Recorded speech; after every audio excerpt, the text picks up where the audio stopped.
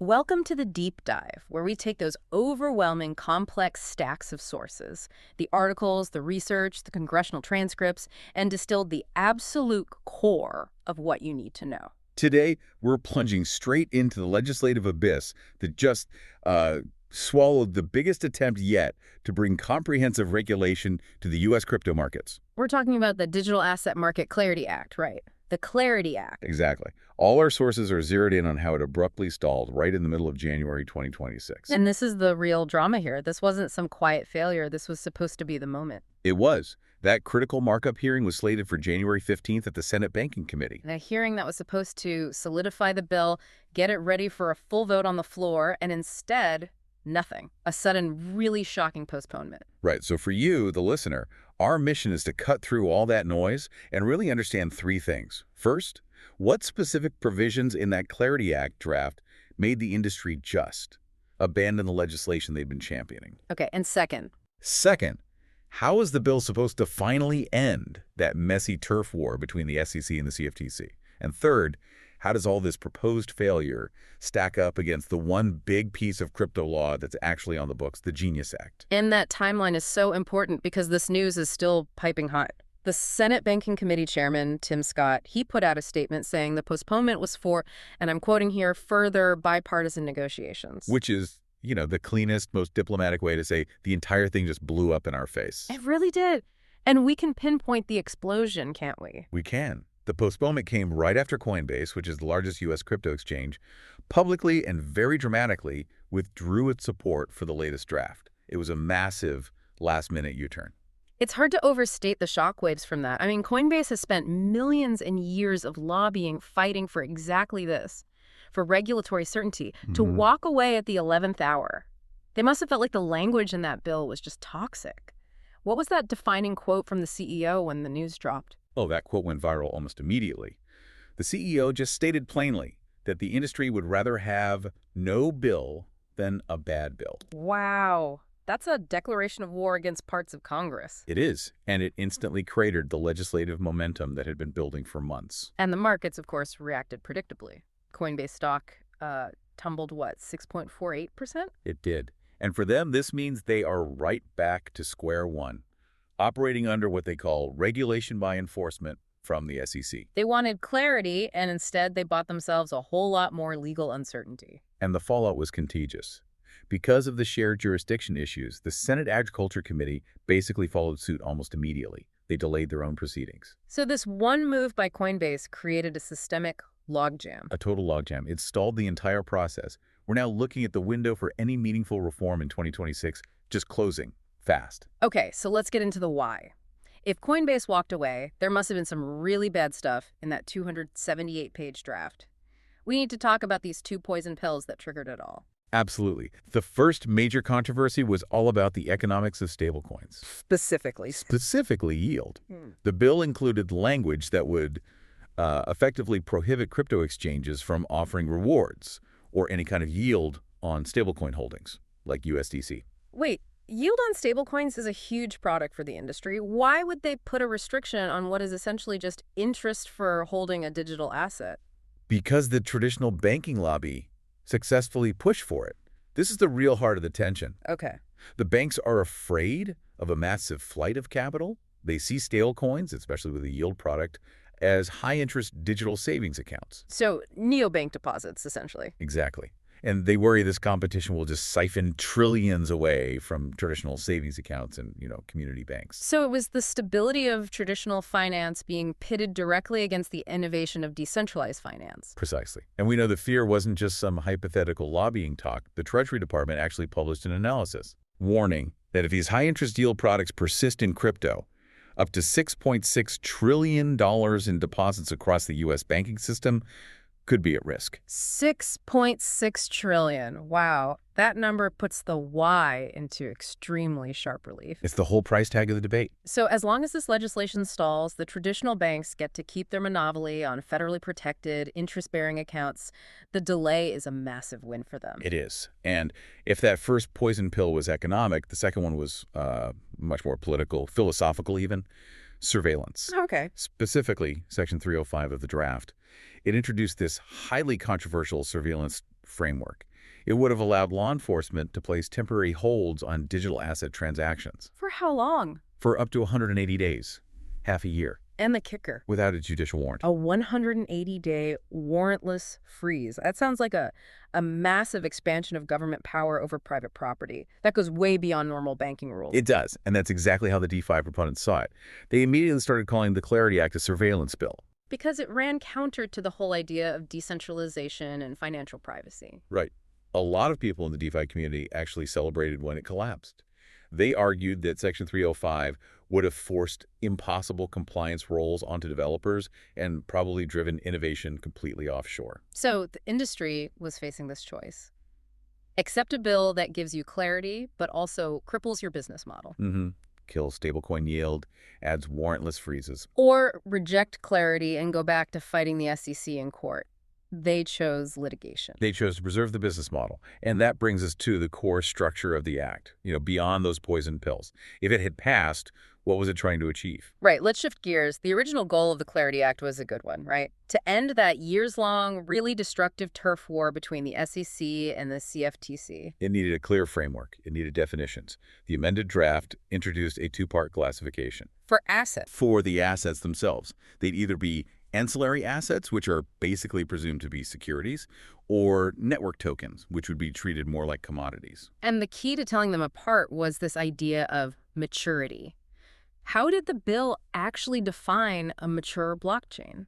This is where it gets really interesting, because they were trying to define decentralization in legal terms. Right. So they established this concept of a mature blockchain, a system that is, and I'm quoting the idea here, not controlled by any person or group of persons under common control. Think of it like graduating from a centralized startup to a decentralized public utility. That makes a lot of sense. Once the network is truly self-sustaining, not controlled by some central team, it shouldn't be treated like a company selling stock. Exactly. And to enforce that, the definition had a quantitative limit.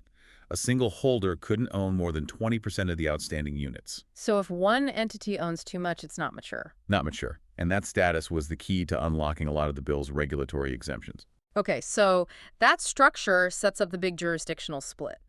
How did they finally decide to divide this huge asset class between the two main regulators? The CFTC got the bulk of the power over daily trading.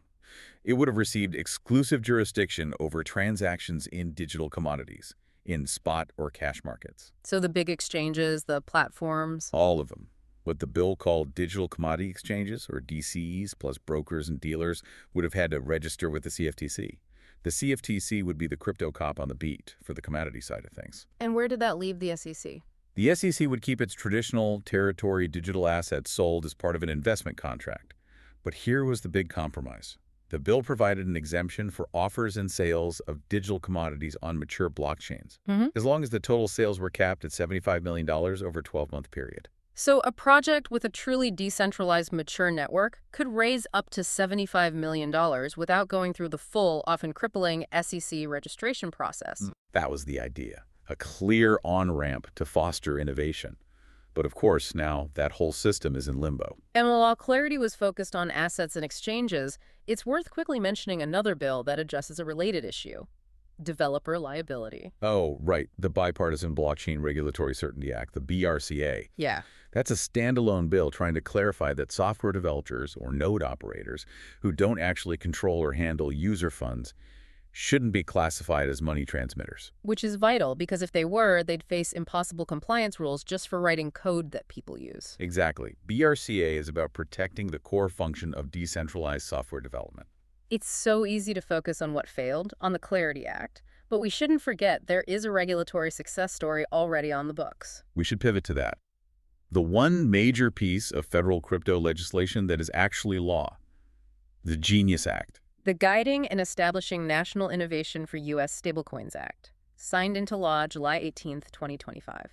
And the Genius Act is our current operational rulebook for stablecoins.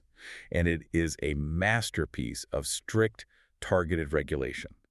It creates a framework for payment stablecoins and requires permitted payment stablecoin issuers, PPSIs, to maintain one-to-one backing and liquid reserves at all times. And looking at those reserve requirements, they are incredibly specific. They were not messing around when they wrote this section. Not at all. They clearly learned the lessons from past stablecoin failures that used risky assets.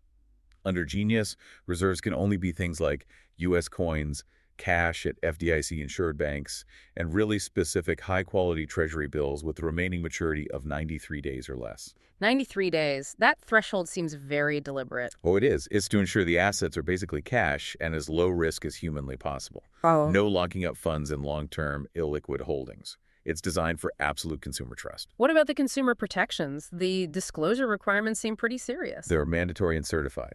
PPSIs have to publicly disclose their redemption policy and publish a monthly breakdown of their reserves. Oh. And that breakdown has to be personally certified by the CEO and CFO. A false certification gets them severe criminal penalties. On top of that, reserves can't be pledged or reused for anything other than essential liquidity. It's very restrictive. And the final line of defense.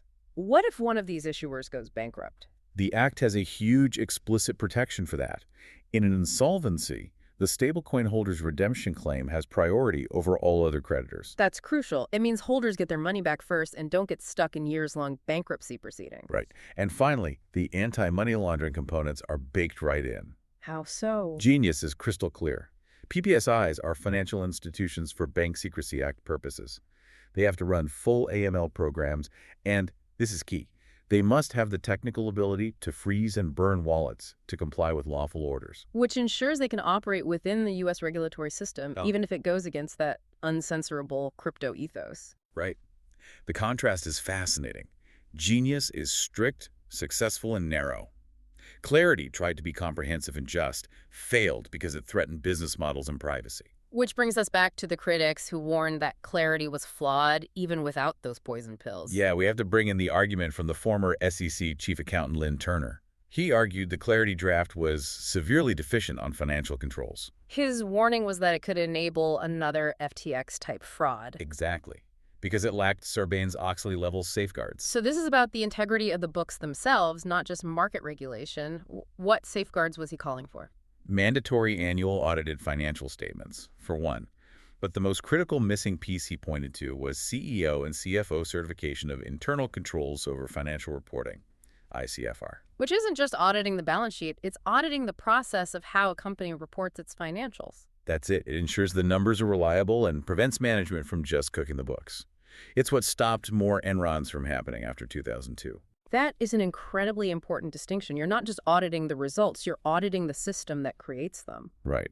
And Turner also pointed out a massive loophole in the already enacted Genius Act regarding oversight of those audits. Wait, so even the successful stablecoin law has a weakness. Why would Congress intentionally handcuff the auditors? Turner highlighted that the Genius Act has specific language in it to prevent the PCAOB, the Public Company Accounting Oversight Board, from inspecting the audits of stablecoin issuers. The PCAB is the board that polices the auditors for public companies. The very one.